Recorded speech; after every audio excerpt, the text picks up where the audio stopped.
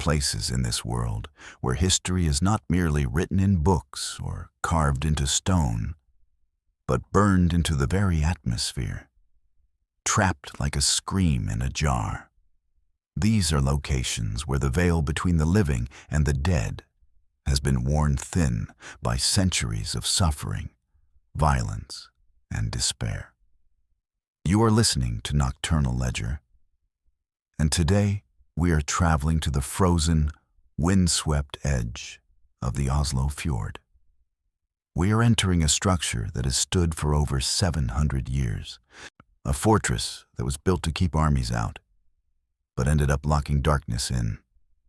This is the story of Akershus Fortress and the terrifying, spectral beast that stalks its cobblestones, a creature known only as Malcanisen. To understand the horror of Akershus, you must first understand the ground upon which it stands.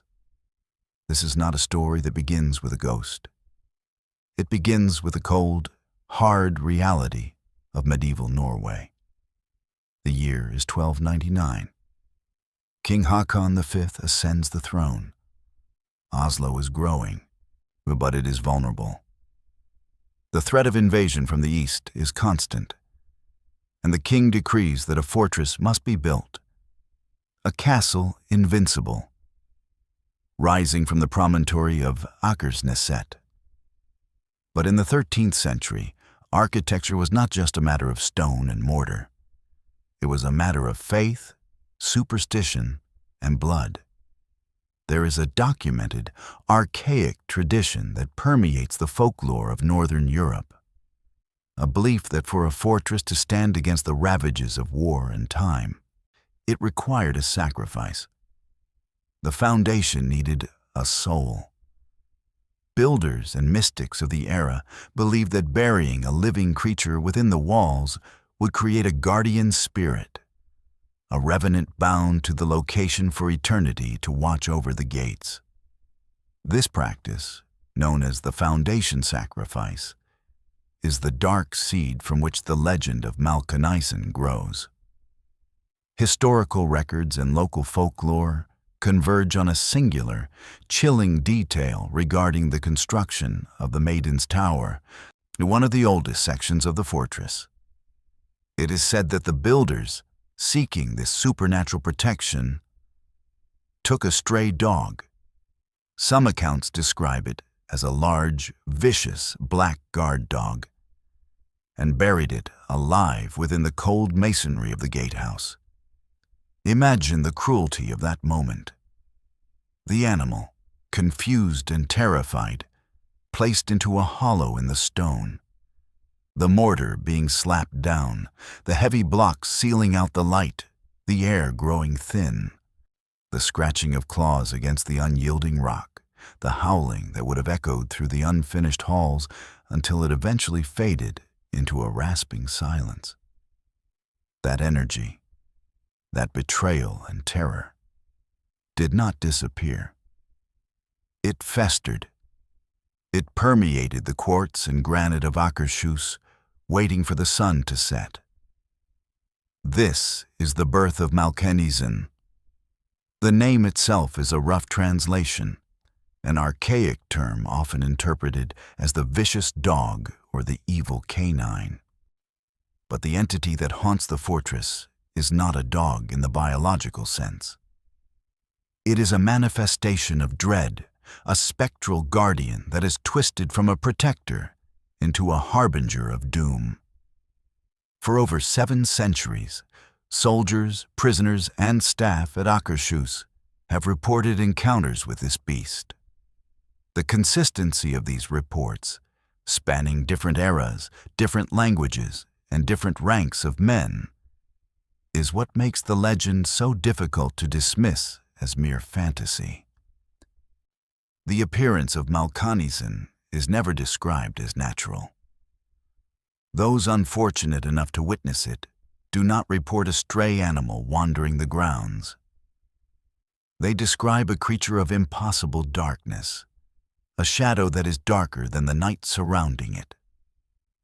It is often said to be shaggy, with matted fur that seems to smoke or dissolve into the mist. But it is the eyes that haunt the witnesses most. They are described as burning coals, glowing with a malevolent reddish-orange hue, fixed intently on the observer. The terror of Malcanisen, however, is not that it attacks. This is not a creature that tears throats or bites flesh. It does something far worse. It marks you. The legend, documented in the annals of Norwegian folklore and whispered in the barracks for hundreds of years, is specific and brutal.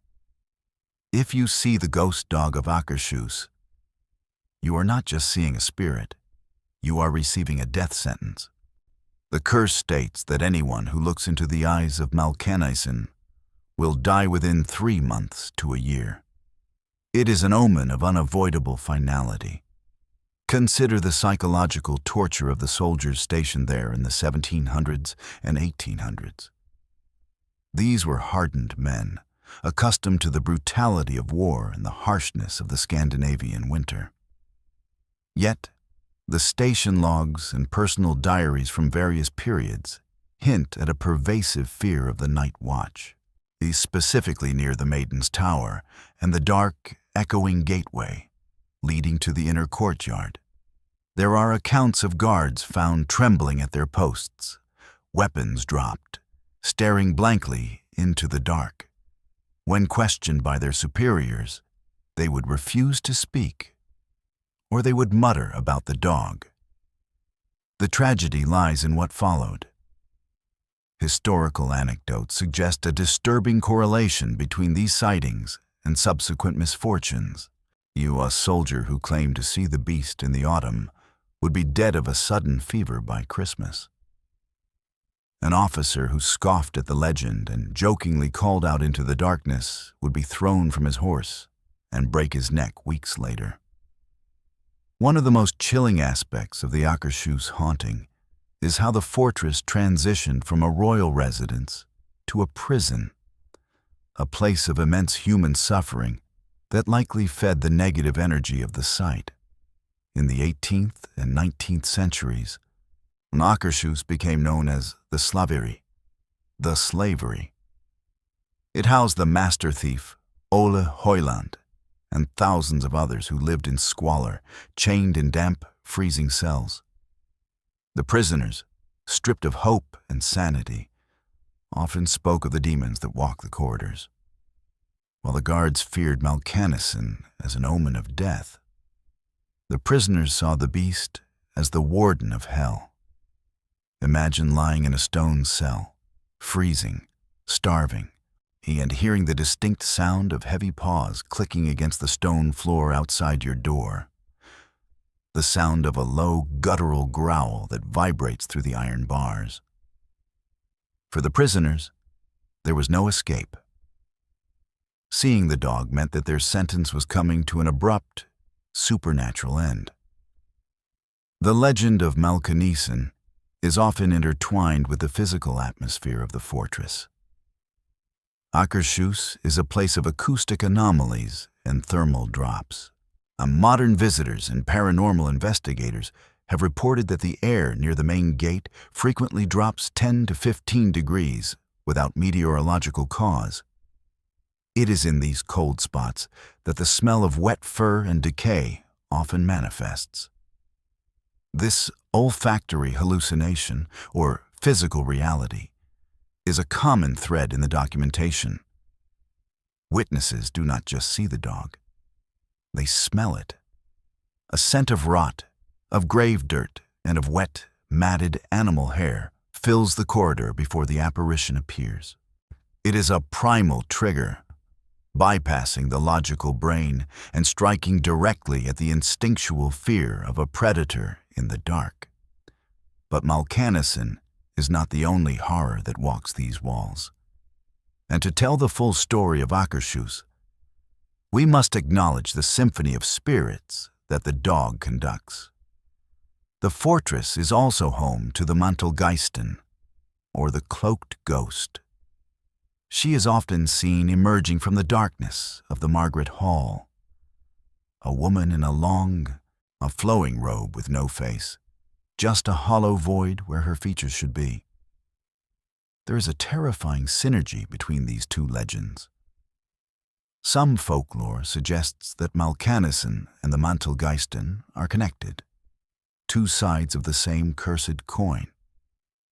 While the dog represents violent, sudden death and bad luck, the faceless woman represents the sorrow and misery of the fortress. Together, they form a perimeter of dread that few dared to cross after midnight. Let us move forward in history to a time when the horror at Akershus became all too real and tangible. The Second World War. When the Nazis occupied Norway in 1940, they took control of Akershus Fortress. It became a prison once again, this time for resistance fighters and political dissidents. The walls of Akershus absorbed a new layer of trauma during these years.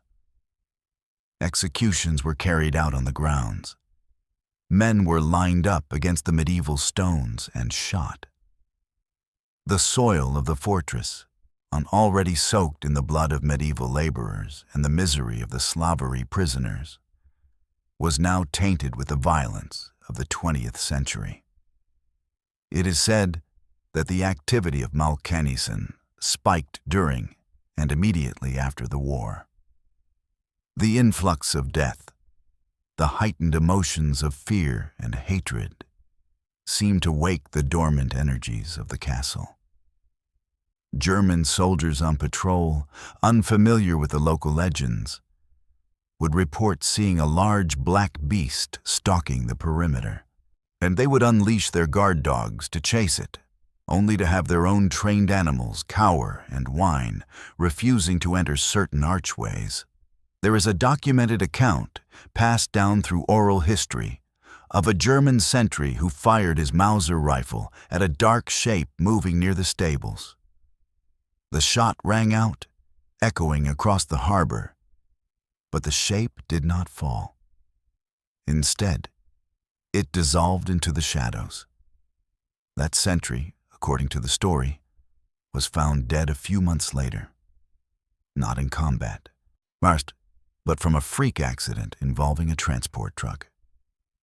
The curse of Malcanisen does not discriminate based on nationality or uniform. It simply takes its due. We must also look at the scientific and psychological attempts to explain these phenomena. Skeptics argue that Akershus Fortress is a prime candidate for infrasound. The thick stone walls, the winding tunnels, and the proximity to the ocean creates a unique acoustic environment. And wind blowing through the arrow slits and gatehouses can create low-frequency sound waves that are below the threshold of human hearing, but can cause feelings of nausea, dread, and even visual hallucinations.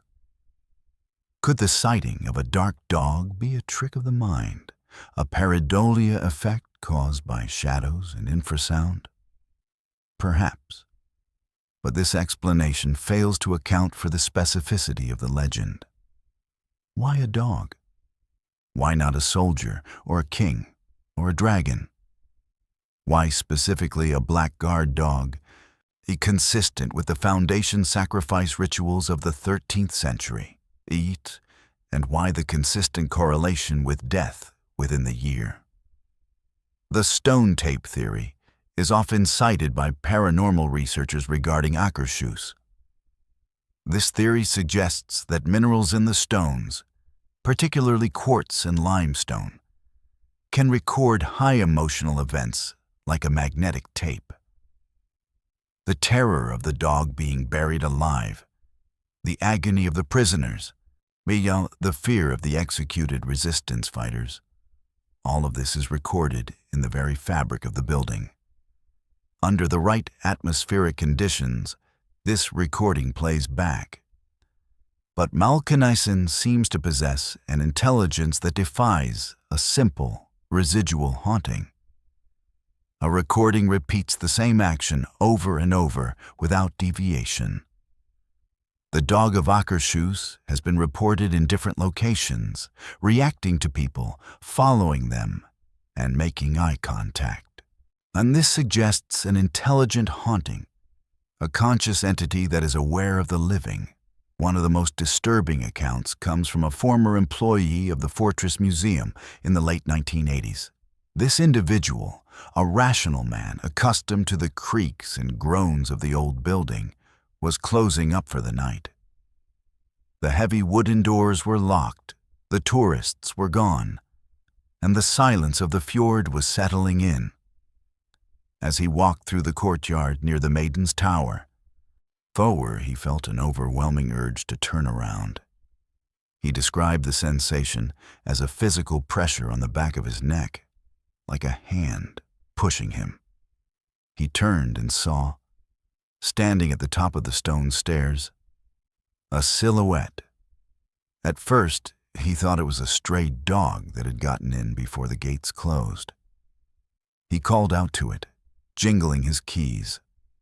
The creature did not move like a dog. It glided down the stairs. As it entered the pool of light from a security lamp, the witness saw the condition of the beast. It looked ancient. Its fur was patchy and seemingly wet, and its eyes were voids of red light. The employee froze. He remembered the legend. He remembered the warning. Do not look it in the eye. He averted his gaze, staring at the cobblestones, his heart hammering against his ribs. He heard the clicking of claws passing him, the smell of wet earth washing over him. He stood there for 10 minutes, terrified to move, until the presence faded. That man resigned shortly after. He lived, perhaps because he broke eye contact, or perhaps because the curse is not a guarantee, but a gamble. But he reported nightmares for years, dreams of being buried alive in a stone wall, scratching to get out. The legacy of Malcanisen serves as a grim reminder of the cost of the fortress. Akershus was built to protect Oslo, but the price of that protection was paid in blood and superstition. The dog, innocent in life, was tortured to create a monster in death. It is a victim as much as it is a haunter. Today, Akershus Fortress is a popular destination. Tourists walk the ramparts, taking photos of the harbor, unaware of the layers of misery beneath their feet. They visit the Resistance Museum, they look at the medieval halls, and they leave before the sun goes down. But for those who stay, for the guards who still patrol the grounds, and for the sensitive souls who wander too close to the Maiden's Tower, the ledger remains open. The atmosphere shifts when the twilight hits the gray stones. The wind carries a different sound, not just the sea, but a low, mournful howl. If you ever find yourself in Oslo, walking the grounds of Akershus, pay attention to your instincts. If the hair on the back of your neck stands up, if the air suddenly turns freezing cold, and if you smell the scent of wet, matted fur, do not look for the source. Do not scan the shadows. Do not try to find the dog. Because if you see Malcanisen, and if those burning eyes lock onto yours, the clock starts ticking. The ledger must be balanced, and in the dark history of Akershus, the house always wins. This has been a file from the Nocturnal ledger. The past is never truly gone. It is just waiting in the dark for you to notice it. Sleep well if you can.